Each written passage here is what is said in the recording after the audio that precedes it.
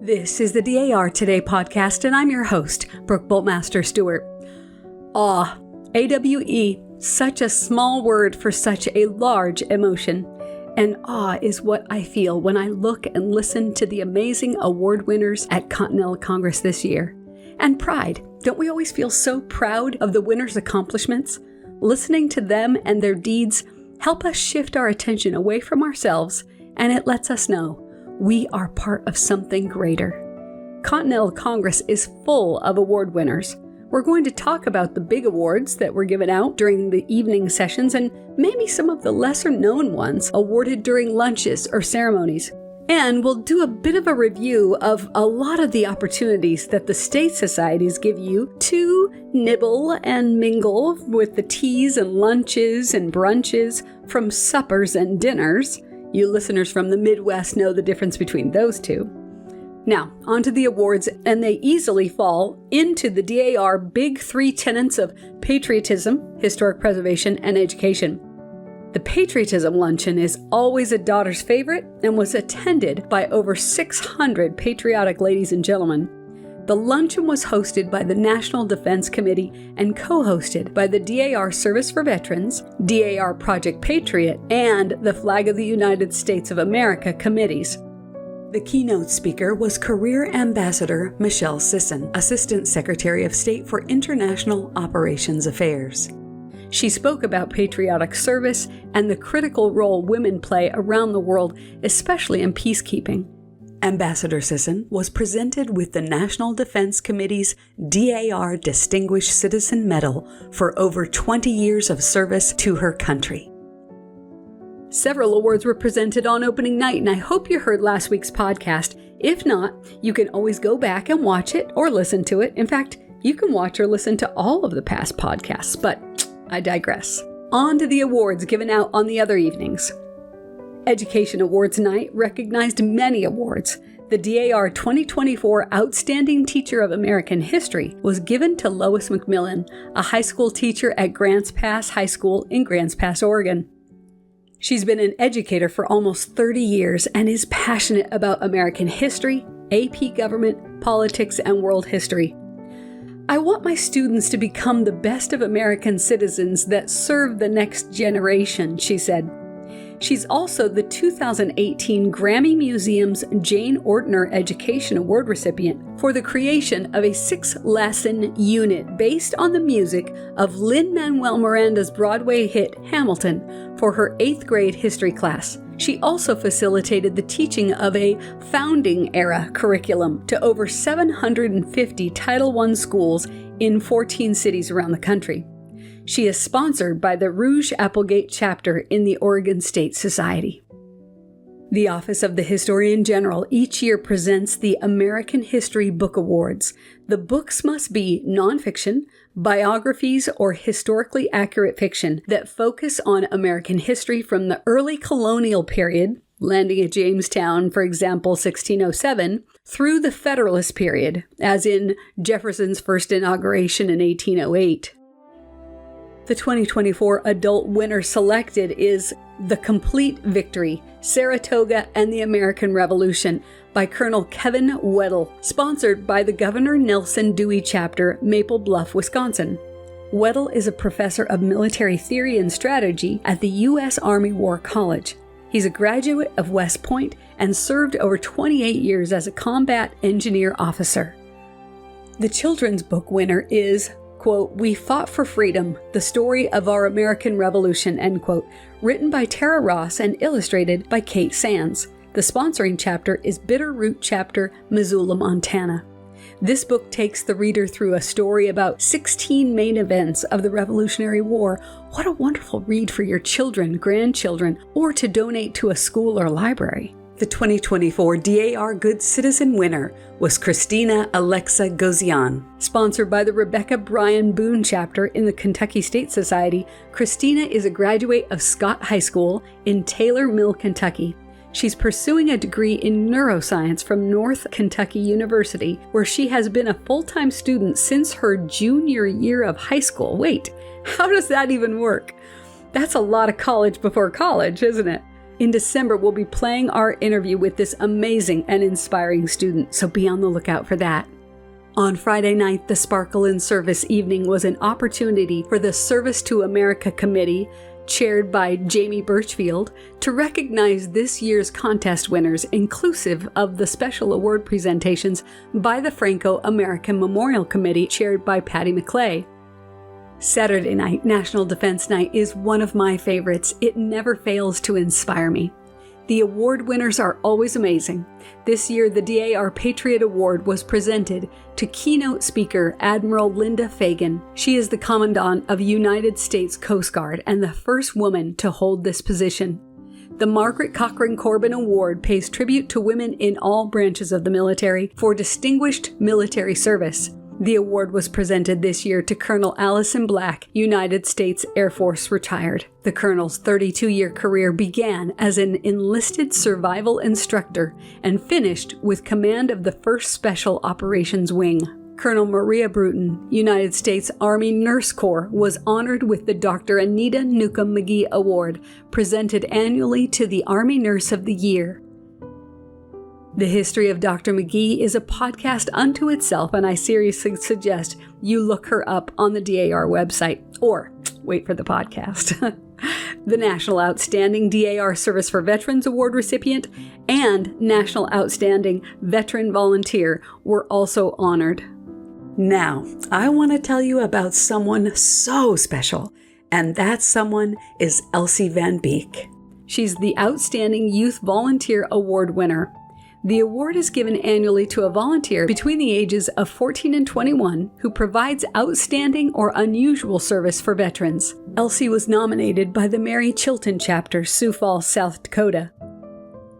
Elsie has logged over 1,000 volunteer hours in service to a variety of veteran projects. At the ripe old age of 13, she decided that she could do more, and she set her sights on raising funds for Honor Flight. Her initial goal was $50,000, and how was she going to get there? By baking and selling cupcakes. That's a lot of cupcakes. And when she met her goal, she just raised that bar higher and challenged herself to the lofty goal of $85,000, which is what the amount is to sponsor every veteran on a flight. The May 31st, 2023 flight was known as the Elsie Honors Mission 15. When asked why she serves veterans, Elsie responded, "It's important to bring awareness and get our veterans the honor and welcome home they deserve. They fought for our freedoms. It's the least we can do." Again, I am awestruck, aren't you? The American Heritage Committee honored the winners of that contest during a special ceremony earlier in the week. They presented 10 of the prestigious Evelyn Cole Peters Awards. The awards are given in recognition of excellence to entries that show exceptional skill and creativity in the chosen contest medium. The 2023-2024 prompt for this year's contest was "Celebrating Stars and Stripes, Forever in Our Hearts Through the Arts." Do you want to see the winning entries? If so, the annual Book of Winners is available on the American Heritage Committee page for all to view. We certainly have many talented and gifted daughters, truly an inspiration to create art in all of its forms. The American Indians Committee awarded 4 grants in 2024. In South Carolina, members partnered with the East Cherokee, Southern Iroquois, and the United Tribes of South Carolina to provide funding for a powwow which took place on May 4th of 2024. Another chapter is partnering with St. Joseph's Indian School in the rebuilding of their campus. In Virginia, a chapter is assisting the Chickahominy tribe in the renovation of their tribal museum, and a chapter in Michigan is working with the Saginaw Chippewa tribal libraries to upgrade the furniture and also to purchase a computer cart for storage of library laptops and tablets. And one more, the Commemorative Events Committee awarded chapters and state societies for outstanding events hosted in 2023. First place national winners in multiple categories were presented certificates during the annual Commemorative Events Committee Awards ceremony in the National Officers Club Assembly Room. For the 50th anniversary of the Vietnam War, 28 daughters were recognized by the Department of Defense as outstanding state members for honoring Vietnam veterans in their states with commemorative programs and certificates. All right, now let's talk about something completely different. Food, glorious food. We're anxious to try it. 3 banquets a day. Our favorite diet. Such a fun song. We're going to do just a quick review of just a few of the opportunities to attend celebrations hosted by the states and other clubs and groups. Yes, I'm talking about teas, lunches, etc. The Golden West Tea announcement stated that it would be a Mexican fiesta under the stars. Who doesn't love good Mexican food? Hosted by the Utah State Society this year, the Golden West Friendship Ring includes Utah, Hawaii, Nevada, Oklahoma, New Mexico, Arizona, and Kansas state societies. The theme this year was on the mighty 5 national parks in Utah. Utah has the highest concentration of International Dark Sky Association certified areas, which means that after the sun sets, one can see countless stars against a pitch-black night sky. Guests were awed at the spectacular scenery by day and the Milky Way galaxy by night. The State Regents Club, led by President Terry Rubenstein, held its annual meeting and brunch with this year's theme of March to the Right Step of Friendship and Service, and that's with a right spelled with a W. So clever. The brunch honored the 125th anniversary of John Philip Sousa's march, Stars and Stripes Forever, the motto of Mrs. Wright's administration. The group was founded in 2001 with the objective of renewing friendships among state regents and promoting friendships among present and past state regents. The State Vice Regents Club promoted literacy with a patriotic teddy bear-themed luncheon during their annual meeting. Donations of children's books were collected and, with the assistance of DC Daughters, were donated to a local organization for distribution. More than 350 daughters and guests attended the Virginia Luncheon to celebrate the year's accomplishments and to honor their patriots. DAR America 250 Committee National Chair, Catherine Walker West, spoke on the first greatest generation. The Pennsylvania State Society and State Regent Margaret Fritsch hosted daughters from around the globe at their dazzling Daisy Tea. Such an incredible event, and one that this host was so honored to attend. Guests picnicked with the Daisies and honored the Pennsylvania American History Essay, Good Citizen, and Pennsylvania State Society DAR Outstanding Junior awardees. The friendliness of the Pennsylvania Daughters is such a heartwarming thing. If you've never attended, I would heartily encourage you to do so in the future. The Michigan State Society and State Regent Kelly Van Wormer hosted the Michigan Welcome Brunch this year that featured a special tribute to the United States Marine Corps. A $10,000 donation was presented to the Homecoming 250 Navy Marine Corps organization, which is commemorating the founding of the United States Marine Corps. Immediately following the event, a wreath-laying ceremony at the Marine Corps War Memorial was held. There were just too many meal events to cover them all here in our weekly podcast, but we will mention this. The exciting new philanthropy dinner that was held this year was huge, and we would like to do it justice by covering this in a future episode of the podcast, as we will also do with the Junior Membership Luncheon and the Education Luncheon. Those are such major events. Look for those in future episodes as well. As we've always maintained in this podcast, Continental Congress is for every member, regardless of whether or not you attend. The awards and recognitions are all from you.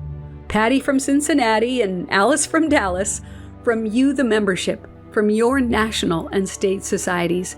We all share in these events and awards collectively. Take time to do a little reading on some of these recipient organizations and some of these individual award recipients.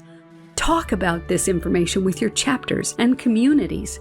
Let's really share everything the DAR is doing today. This is our mission, and yes, we've chosen to accept it. Our mission is to share what DAR members and societies, both state and national, are doing to recognize people and groups that are preserving American history in all its many forms. Also, recognizing those who are participating in the continuing of American history being taught in our schools and communities. And to recognize those who are a shining example of what it means to be an American citizen, encouraging a love of country and patriotism. The only thing that gets me more excited than seeing and hearing about all of these 2024 award recipients and fantastic lunches and dinners held at Continental Congress, I bet you can guess. The only thing better is looking forward with great anticipation to 2025 and all that it will bring. We leave you today with this quote by Bob Dylan. I think of a hero as someone who understands the degree of responsibility that comes with his freedom. Well, thanks for listening and be well, dear friends. Let's celebrate the stars and stripes forever and remember, with all of your ancestors behind you, you are the result of the love of thousands. Well, this podcast was written and produced by our incredible team of writers and editors, and special thanks today goes to Allison Manila and Sherry Stein for being just so amazing. And we are, as always, so grateful for President General Pamela Edwards Rouse Wright and Historian General Suzanne Heskey for their constant guidance. The National Society Daughters of the American Revolution is a nonprofit, non-political volunteer women's service organization dedicated to promoting patriotism, preserving American history, and securing America's future through better education for children. Members are all lineal descendants of those who supported the cause of independence in the Revolutionary War. For more information, please visit dar.org. This is the DAR Today podcast.